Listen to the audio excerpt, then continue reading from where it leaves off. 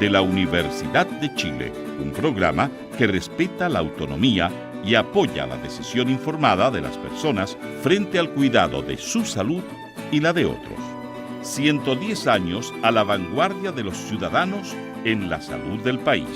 Caleidoscopio de la Salud, todos los sábados a las 12 horas.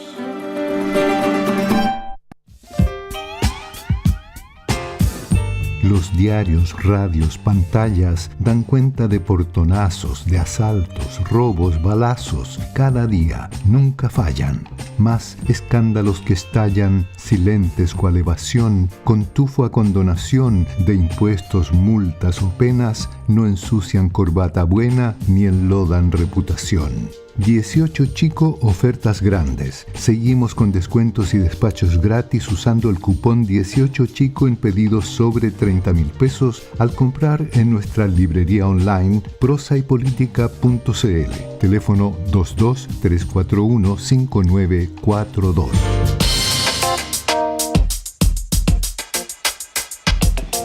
Estamos ya de vuelta en Política en Vivo y vamos a compartir esta segunda parte de nuestro programa con el ex subsecretario de Hacienda académico de la Facultad de Economía y Negocio de nuestra Universidad de Chile, Alejandro Mico, quien ha tenido la gentileza de aceptar esta invitación. Alejandro, buenas tardes, muchas gracias, mucho gusto saludarte. Muchas gracias a ustedes por la invitación. Bienvenido. Oye, vamos a hacer como que yo soy Javiera Martínez, directora de presupuesto, y estoy exponiendo el estado del arte, como le llaman a la hacienda pública, como yo le llamo a la hacienda pública, en la Comisión Mixta de Presupuesto, para preguntarte a ti, ¿qué te parece que, por ejemplo, se constate que después de 17 años de incremento se revirtió la tendencia de crecimiento de la deuda, que se ha dicho mucho, producto del déficit ha ido aumentando exponencialmente, pero que en este gobierno el ritmo de crecimiento se ralentizó mucho y solo 0,8 puntos porcentuales entre 2024 y 2025, que sería el menor en más de una década, que es una manera de ver el vaso medio lleno respecto de el 43% de deuda pública en que se proyecta. A ver, el problema es que cuando estamos en una situación donde como país hemos estado gastando hace mucho tiempo, hace 12 años, un poco lo que tú estás indicando ahí, más de lo necesario, y es cuando uno llega al límite, y el límite lo llegamos ya hace un par de años, ya donde estamos llegando muy cerca del máximo de deuda que podemos tomar como país en forma razonable, que nosotros mismos nos hemos puesto como techo. ¿Qué es? Estamos llegando. Entonces, cuando uno está llegando, uno quiere que se empiece a ralentizar esto. Claro. ¿Qué es la razonabilidad? Disculpa, Alejandro, que hay una como barrera psicológica de 45% que no toda la gente sabe por qué. Claro, lo que pasa es que cuando uno empieza a ver, cuando ve hasta dónde uno puede endeudarse, uno tiene que decir, ok, ¿cuál es mi situación como economía? ¿Cuál es mi nivel de desarrollo como economía? ¿Y cuánto es factible que yo me endeude sin poner en riesgo mi situación a futuro? Por ejemplo, Chile es un país que siempre ha estado sujeto a muchos shocks externos. Por ejemplo, caídas fuertes del precio del cobre o, no sé, la crisis del subprime, que son choques, o la misma pandemia, que son choques que nos dejan en una situación compleja al país porque hace que el producto caiga mucho y se requieran muchos recursos para poder darle alivio a la población, ya sea con proyectos de apoyo al empleo, ya sea con el IFE en su momento, etc. Entonces, lo que uno busca es tener un nivel de deuda tal que en una situación como esta, en una situación extrema como la que me he mencionado, yo tenga capacidad de acceder a fondos de tal forma de no dejar botada a mi población. Esos fondos, ese nivel de deuda que nos deja con más tranquilidad es la que se ha estado hablando hace tiempo y de hecho este mismo gobierno ha sido la que ha planteado que el nivel adecuado es de 45%. ¿Por qué? Porque cuando uno ve países con nuestro nivel de riesgo país, que son de alguna forma, te quiero decir, relativamente similares a nosotros, tienen deuda de este estilo de tal forma de que cuando sufren shocks externos pueden tener acceso a financiamiento y poder cubrir necesidades de la población cuando más se requieren. De hecho, es súper importante ese punto. Uno quiere tener siempre un colchón de posibilidades de poder acceder a recursos de tal forma de darle apoyo a la población cuando más se necesita. Cuando más se necesita en situaciones de crisis, y que hemos tenido COVID, crisis subprime, crisis asiática, etc. Entonces tenemos, y eso de alguna forma no hemos puesto de acuerdo, o ha habido análisis que con una comparación a nivel mundial para países emergentes como Chile, un rango razonable es 45%. Alejandro, un debate de los duros que ha tenido que enfrentar el gobierno es los errores de cálculo en la proyección de ingresos, que le han significado tener que ir cambiando sus metas de déficit fiscal. En el caso de 2026 tuvo que subir de menos 1,1 a menos 2,2, claro. De menos 1,6 a menos 2,2, perdón. Pero me fui a mirar el último informe de finanzas públicas del 2024, que por alguna razón pusieron cómo fue evolucionando el cumplimiento o incumplimiento de las metas fiscales de un periodo largo, y me encontré con incumplimiento de meta fiscal los años 2009, 2010, 2013, 2016, 2017, 2020 y 2021. Claro, el 2021 fue pandemia. Entonces, ¿por qué hoy día es tan... Entiendo que la normalidad no puede ser aceptada cuando no es positiva, pero ¿por qué se hace como si esto fuera una situación de extremo riesgo cuando ha sido algo tan habitual? A ver, dos cosas. Primero, yo creo que, y aquí me voy a refrasear un poco al Consejo Fiscal Autónomo, que ha sido bastante claro en eso, no estamos en una situación de crisis fiscal, estar claro. Estamos en una situación de estrés fiscal que es como, digámoslo, antesala del otro. El punto aquí es que llevamos una trayectoria, y eso es lo que planteo yo desde hace 12 años más o menos, una trayectoria donde hemos estado gastando más de lo que ha ido creciendo el país. Como que la trayectoria del gasto ha seguido un crecimiento que no está acorde con el crecimiento del país. Desde el año 2012, mirando, esa es mi percepción, se empezó a producir eso y fuimos gastando de a poco los ahorros que teníamos. Recordemos que teníamos fondos soberanos primero, nos gastamos los fondos soberanos, queda muy poco dinero en los fondos soberanos. Después empezamos a recurrir, oye, tenemos poca deuda, vamos y pidamos prestado afuera para seguir solventando este gasto que está siendo un poco por sobre lo que es nuestra capacidad real de país. De alguna forma creímos, y me incluyo, que el Estado era más rico de lo que efectivamente éramos, ¿ok? Y seguimos gastando como si fuésemos más ricos de lo que realmente somos. Y eso, obviamente, uno lo puede mantener ¿hasta dónde? Hasta que te comiste todos tus ahorros y tu capacidad de endeudamiento, que es un poco lo que estaba pasando hoy día en Chile, y por eso hoy día el tema es complejo, pero es injusto, y yo creo que nadie plantea de que todo el problema que estamos teniendo en temas fiscales se debe al actuar de este gobierno. De hecho, hay temas bien importantes con el gobierno anterior, que hubo un gasto muy grande y hubo medidas como la pensión garantizada. Te están llamando, perdona Alejandro, es que no, ahí sí, es que están unos campanas, están llamando a misa.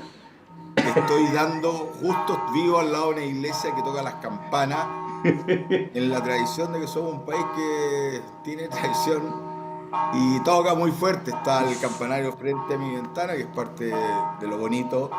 Pero puedo decirle que son un cuarto para las 8 si quieres. Claro, te sale.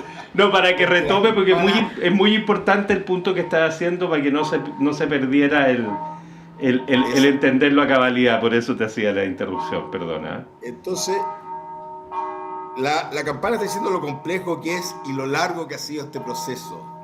No. Entonces, es un proceso que llevamos mucho tiempo pensando de que éramos más ricos que lo que éramos y nos gastamos los ahorros, ¿ok? Entonces, ahora tenemos que hacer ya no se puede dilatar más el ajuste fiscal. ¿Por qué? Porque ya llegamos al techo y no hay más que hacer ese ajuste. Pero no lo hizo Yo Marcel dije, en el primer año, no hizo un ajuste muy, muy poderoso. totalmente. A ver, y eso yo creo que igual es importante. A ver, si a mí me dicen, yo siempre hablo, mira, este gobierno en lo fiscal tiene como dos periodos. Un primero que realmente hace un ajuste muy importante, porque si hubiéramos seguido gastando como veníamos gastando de los años, los 2 últimos años, o 3 últimos años del presidente Piñera, que tenía la pandemia, pero también estuvo muy relacionado con un gobierno muy, muy débil, donde se dio mucha presión, estuvimos un IFE, acuérdense que tuvimos un IFE que era extremadamente alto para nuestro nivel de desarrollo. Recordemos que se dan como 650.000 pesos cuando el salario mediano en Chile es más bajo que eso. Y además se Pero prolongó por las elecciones, se prolongó un tiempo que nadie se pidió. prolongó, se hace el anuncio, la PGU, la pensión garantizada universal, poco antes del fin del gobierno, no estando financiado. Entonces esto es algo que viene de antes. A ver, yo no quiero echar, no es solamente de culpa de este gobierno. Se hace un ajuste muy importante que personalmente yo no pensaba que lo iban a hacer, que no iban a ser capaces de hacerlo porque era grande, era muy grande y eso chapó y la verdad es que dio más garantías al devenir fiscal del país. Ahora lo que ha pasado en el último tiempo y en los últimos es que, ok, se hizo un ajuste importante, pero seguimos con un poco la misma tendencia de antes. ¿Ah? Quizás un poco menos, pero muy cerca ya del techo de la deuda y más encima con un tema que tú mencionaste que ha sido bien complejo en el último tiempo, es que no se ha logrado cumplir la meta que uno se autoimpone en el mismo gobierno, ¿ok? El año pasado un desvío muy grande de casi un punto del PIB, estamos hablando de 1.000 millones de dólares. En términos prácticos estamos hablando de 4 hospitales de alta complejidad, son números grandes, ¿ok? Por lo tanto, eso genera cierto decir, wow, pareciera que no nos estamos tomando bien en serio este tema y seguimos como muy optimistas de que el Estado es más rico de lo que realmente es. Tuvimos que los ingresos fiscales los sobreestimamos el año pasado mal y nos generamos un déficit grande. Este año pareciera ser a lo mismo. De hecho, ya el gobierno sinceró que la meta que se había autoimpuesto a comienzo de años de 1,6 de déficit estructural no se va a cumplir y va a ser 2,2. De nuevo, con una sobreestimación de los ingresos. Entonces eso ya empieza a ser wow. Cuando estamos en una situación tan compleja fiscal, ya esto pasa a ser más preocupante en términos fiscales, que es cuando, ok, no sé, 2008, 2010, cuando teníamos muchos recursos ahorrados, teníamos muy baja deuda. Esa es la gran diferencia, que hoy día el ajuste es urgente, cosa que antes uno podía decir, ok, wow, uno puede quizás esperar, todavía tenemos cierta holgura fiscal, pero hoy día ya no queda holgura fiscal. Y eso es el punto de estrés. Quiero insistir, es una situación de estrés, no es una situación dramática fiscal, pero es una situación de estrés que hay que tomársela seria y eso es lo que yo creo que ha estado mucho en el debate. No estamos en periodo de gobierno de emergencia ni de un país que está a punto de destruirse. Quiero decir que eso estamos lejos de eso de aquí, pero creo que también, digamos, estamos en una situación de fiscal, estoy hablando, de que si no nos tomamos realmente seriamente el tema fiscal, vamos a llegar a una situación más compleja y ya podemos pasar a una crisis fiscal, cosa que hoy día no tenemos. Quiero ser súper enfático en eso. Pero esto ha sido uno de los activos nuestros que nos permitió, ustedes, bueno, todos tenemos, el 2008, por ejemplo, en la crisis subprime teníamos una capacidad de gastar, pudimos gastar con los fondos soberanos y la verdad es que la población pasó bastante, la crisis subprime pasó bastante bien, se pasó bastante bien. ¿Okay? Con gasto público. Con gasto público. Pero claro, pero porque teníamos, que eso es lo importante, y el tema de nuestra regla fiscal, esa es la idea. La idea es que tener un nivel de deuda que nos permita en periodos difíciles, tener recursos para darle a quienes más lo necesitan cuando más se necesita. Y hoy día, por ejemplo, tú dices, ok, el país está creciendo 2,5, ¿cierto? Más o menos 2,6, próximo año lo mismo. El potencial del país, ¿cuánto es? Según el Banco Central, 1,8, 2 puntos.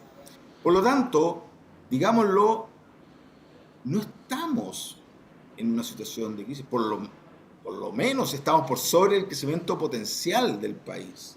Por lo tanto, si es algo, hoy día no deberíamos estar gastando tanto, deberíamos estar tratando de ahorrar un poco para una situación compleja futura. Estamos con un problema que es aparte, que es un bajo crecimiento del 2. Pero si uno mira lo que es la regla fiscal, que uno lo que trata de buscar es cuando estamos algo por potencial ahorramos y cuando estamos por debajo del potencial tratamos de estimular la economía y en particular cuando estamos en crisis tratamos de darle apoyo a la ciudadanía. Hoy día no estamos en esa situación para nada, por lo tanto yo personalmente creo que debiésemos haber hecho un esfuerzo fiscal un poco más grande. Alejandro, y el presupuesto que ayer se presentó, que habla de un 1,7 de crecimiento, en fin, que le da un promedio de un 2, algo así, a los años que ha estado este gobierno. ¿Te parece un presupuesto adecuado, en términos muy generales, porque uno tiene que mirarlo? En términos generales, a ver, por eso te digo, creo que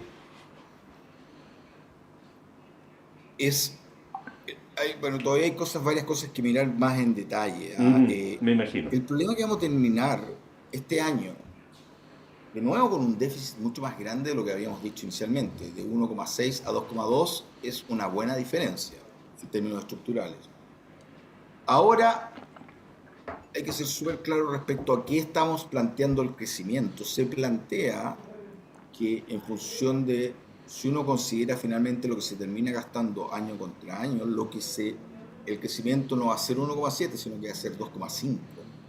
Esas las estimaciones hay que irlo bien, esto más el detalle, pero está esa duda, si es 1,7 efectivamente contra el gasto efectivo que se está terminando de hacer este año o 2,5. Primer tema que es complejo. Segundo, es el tema que ya habíamos estado mencionando. Si este año volvemos a tener una subrecaudación de lo predicho, eso se arrastra para el próximo. Entonces la complejidad de esta caída en dominó que hemos tenido en el último tiempo se sigue ya pasando año tras año. Por lo tanto, yo creía que era prudente dejar en este presupuesto, que no lo va a ejecutar este gobierno, sino que va a ser el próximo, un ajuste más importante.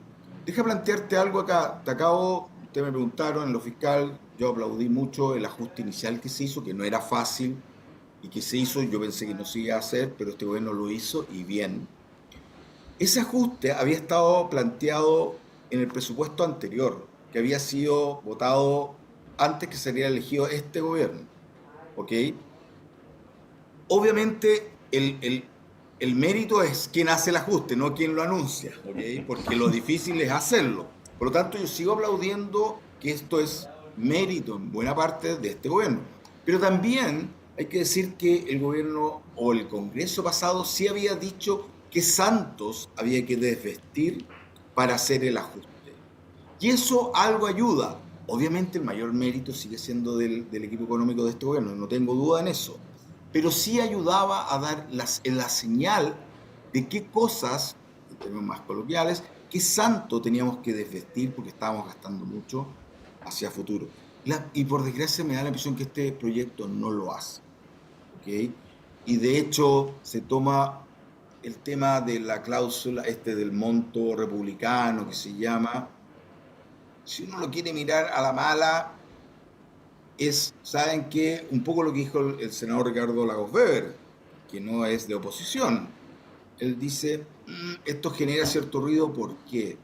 Porque cuando yo tenía este monto de libre disposición, supongamos 700 millones de dólares, para gastar en las cosas que quisiera el gobierno que estaba entrando, esos 700, para poder gastarlos, los tenía ahí a la mano. Ahora el gobierno dice, no, esos 700 no te los vamos a dejar, sino que te vamos a dar posibilidad que reasignes montos de dinero en un nivel cercano a eso. Uno dice, oye, no es tan distinto, no es tan... La verdad, la verdad, esto económicamente, en términos prácticos, económicos, mirando así, parece no tan distinto. Pero si uno le mete la componente política, es bien distinto. ¿Por qué? Porque, como muy bien dijo el senador Lagos Weber, ahora el gobierno está diciendo, hoy voy a gastar todo, y si usted quiere cambiar, quiere gastar en lo que usted es sus prioridades, va a tener que desvestir un santo para vestir al otro. Y todos sabemos que bajar el gasto no es fácil. Por lo tanto, hubiese sido mejor, por ejemplo, en esta cosa pequeña, que el gobierno hubiese sido más claro, decir, oye, mira, es mejor que vayamos cortando ingresos por este lado, de alguna forma hacer el costo político, en parte, de la reducción del gasto, porque todos sabemos, y aquí hay un poco de consenso, igual la candidata del actual gobierno lo ha planteado así también, por lo tanto, creo que ese tipo, por eso me quedo con un gusto un poco, que creo que el ajuste hubiese sido mayor. Otro tema que si uno va mirando, que quisiera ver más en detalle, pero que también llama un poco la atención, tú bien dijiste, oye, bajo los números del presupuesto, como está creado, como está anunciado, el presupuesto total sube 1,7%, ¿cierto? Por ciento este año. Bien. El próximo año, bien. Si uno ve por partidas, el gasto en personal sube 6,5%. El gasto público entero sube 1,7%, el gasto en personal 6,5%.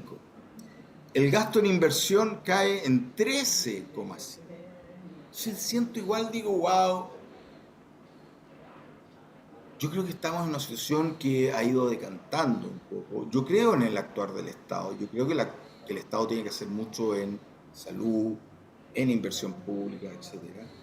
Pero también tenemos que ser, esto para que sea válido, tiene que ser un Estado que gaste bien. Y creo que hemos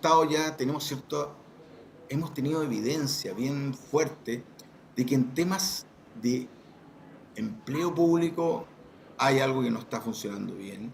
Entonces no me parece bien de que sigamos aumentando el gasto en personal más que el gasto público y a expensas del gasto en inversión, porque la inversión es lo que te permite crecer más a futuro. Otro tema que... Y el último, Alejandro, por favor, que estamos en el borde del tiempo. Hora. Sí. El último punto. Ya viene el nuevo campanazo. Las últimas campanas. Sí. Dale. No, el último punto que tú ibas a señalar. Eso no es el punto que no. Ese punto deja un poco como, ¿sabes qué? Era importante dar señal también. Yo creo que es súper importante si uno cree en un Estado, es que volvamos a tener un Estado que sus recursos humanos estemos bien manejados. Yo he sido un burócrata toda mi vida, he trabajado toda mi vida en el Estado, en el gobierno o en la Universidad de Chile, que es, para efectos prácticos, parte del Estado. Nos regimos por la misma Contraloría, por la Contraloría. Entonces digo, wow, me da pena de ver que se ha aumentado mucho el empleo público y no tanto los servicios que le damos a la ciudadanía, y eso tenemos que verlo. Y es plata, estamos hablando de 7 puntos del PIB más o menos. Y lo seguimos creciendo. Yo creo que ahí hay un tema de racionalización súper importante. Y ahí están las campanas. Ahí están las campanas. Alejandro Mico, ex subsecretario de Hacienda, doctor en Economía, académico de nuestra Facultad de Economía y Negocios. Como siempre, un gusto, Alejandro. Muchas gracias por tu gentileza. Gracias por la invitación y, bueno, las campanas, ¿por quién doblan las campanas? Gran novela. Gracias, Alejandro. Ya, y nos vamos. Tania González y Fernando Sepúlveda han estado en la producción periodística. Patricio Núñez y Ariel Acevedo en la puesta al aire. Muchas gracias por su compañía. Hasta mañana. Hasta mañana.